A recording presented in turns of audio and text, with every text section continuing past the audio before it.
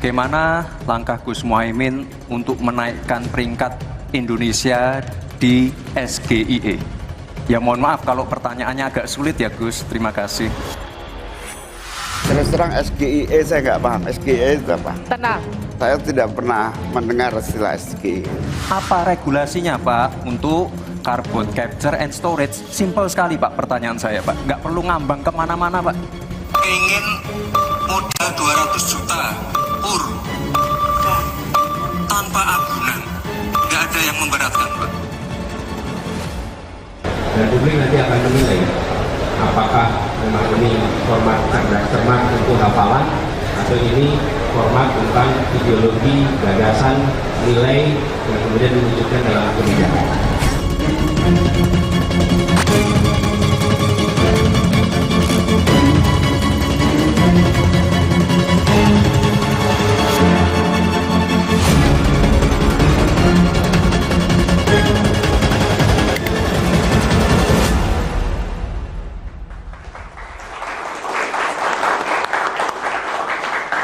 Kita lanjutkan diskusi pemirsa. Tadi Mas Ciko ada yang terpotong. Boleh Mas respon bagaimana kemudian performa dari dua calon lainnya? Kalau saya tanya calon Anda pasti jawabannya bagus. Silakan.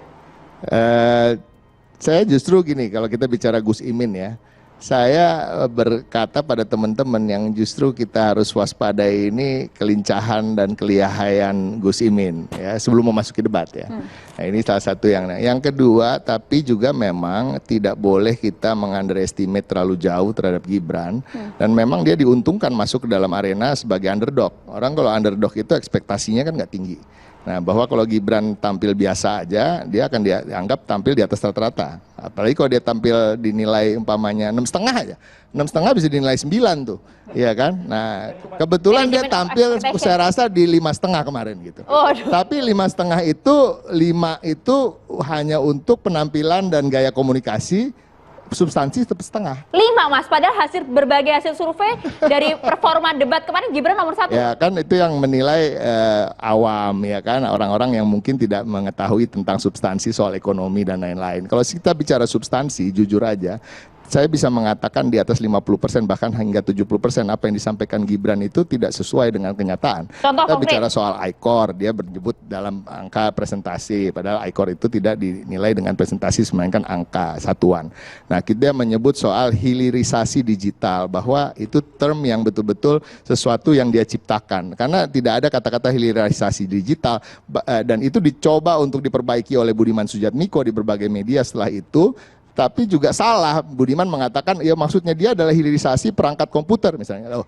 Enggak gitu, itu artinya hilirisasi industri manufaktur perangkat komputer gitu. Nah ini enggak ada kata-kata hilirisasi digital. Nah yang lainnya juga ketika dia bicara soal SGIE ya kan, kita juga lihat bahwa sebenarnya dia nggak paham SGIE itu apa, dan itu menjadi catatan karena dia ketika membaca, dia baca SGI itu apa? Gitu. Apa salahnya sih, hanya Mas? untuk nggak masalah itu strategi debat. Nah, justru ini yang saya mau angkat adalah ada kesuksesan dari tim komunikasi yang mentrain Gibran pada malam itu.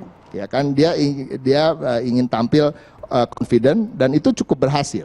Dia tampil confident walaupun kosong gitu. Nah, masalahnya adalah format debat itu menguntungkan dia.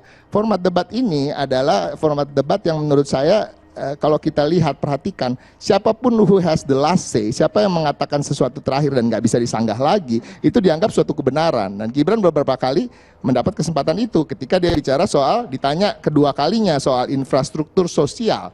Yang dia sebutkan dengan PD-nya di akhir itu dia bilang, tadi sudah saya jelaskan, nanti saya jelaskan lagi deh, gitu ya. Nah itu kata-kata awal itu menunjukkan seakan-akan dia percaya diri dan apa yang disampaikan benar, padahal salah. Yang dia sampaikan makan gratis itu adalah infrastruktur sosial, padahal bukan. Makan gratis adalah jaring pengaman sosial, sama dengan bansos. Infrastruktur sosial adalah pembangunan sekolah yang berkaitan dengan pendidikan maupun kesehatan dan hal-hal yang menunjang sosial di masyarakat. Nah ini yang masyarakat awam tidak mengetahui, dan itulah mereka yang mengikuti survei-survei setelah itu. Gitu. Jadi yang hanya dilihat adalah penampilan dia seakan menguasai panggung. Nah kita kasih angka 8 lah untuk yang training dia. Tapi untuk Gibran ya? Gibrannya 5 tetap di Jadi Oke. itu kan pandangan saya dan pandangan dari TPN. Dan tadi saya ulangi lagi bahwa TPN meyakini bahwa Gibran tidak curang, tidak ada yang feeding dia, karena itu tadi penampilannya nggak istimewa kok. Oke, itu versi Mas Ciko ya. Kalau Bang Jazilul seperti apa? Sepakat nggak? Begini, debat yang kemarin digelar ini tentu bagian dari proses demokrasi yang sebenarnya di Indonesia sedang sakit. Jadi kita nyebut hilirisasi digital dan lain-lain, ternyata yang terjadi hilirisasi politik. Di mana kemudian cawapres nomor 2 itu di situ ada bapaknya, ada adiknya, ada kakaknya, itu hilirisasi politik. Dan itu tidak baik buat kultur demokrasi. Nah, waktu di debat kemarin menurut saya ini bukan soal bully-membuli, tetapi kemudian muncul kritisisme dari masyarakat. Dua hal. Pertama soal teknis yang disampaikan oleh Pak Roy dan lain-lain, itu lebih banyak dominan orang membicarakan soal teknis.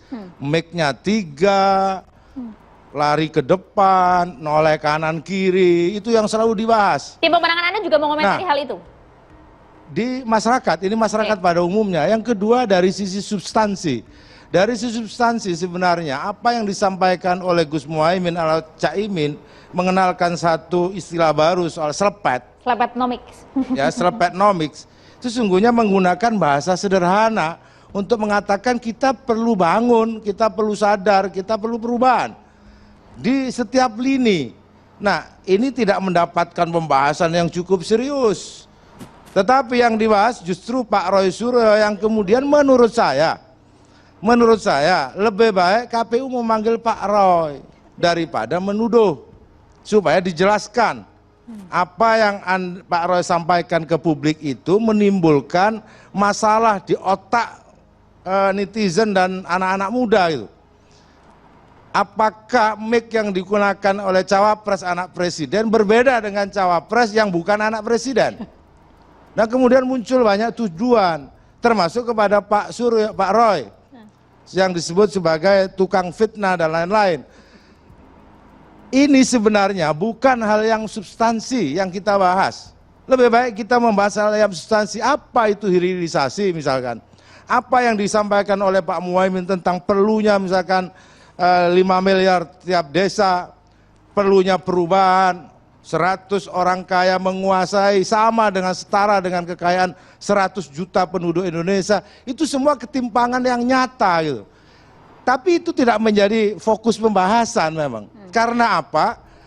Karena di dalam debat itu mengandung cacat. Di antara yang ada, toh sekarang sedang proses KPU digugat terkait dengan kepesertaan Pak Gibran gitu kan.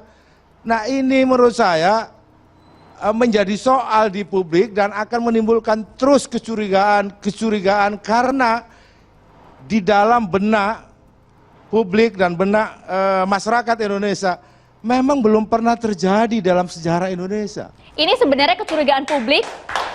Oke. Tapi begini Bang, ini sebenarnya kecurigaan publik atau strategi untuk lawan politik?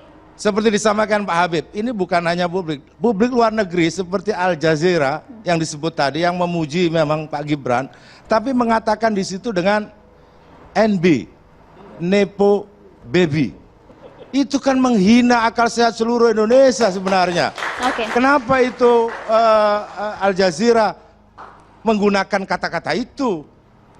Kenapa itu tidak digugat? Karena itu menghina akal sehat termasuk para budayawan dan Mbak Wiwi orang kampus. Ketika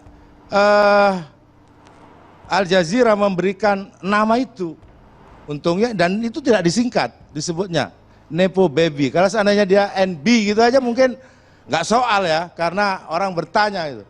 Nah, termasuk juga di debat yang dipertanyakan dan teknis soal singkatan dan lain, bagi kami itu soal biasa aja. Dan Pak Mahfud ya sulit juga kalau ditanya soal CCS kan, apa itu, carbon capture storage, apalagi itu diungkapkan, kalau disingkat lebih bingung lagi itu.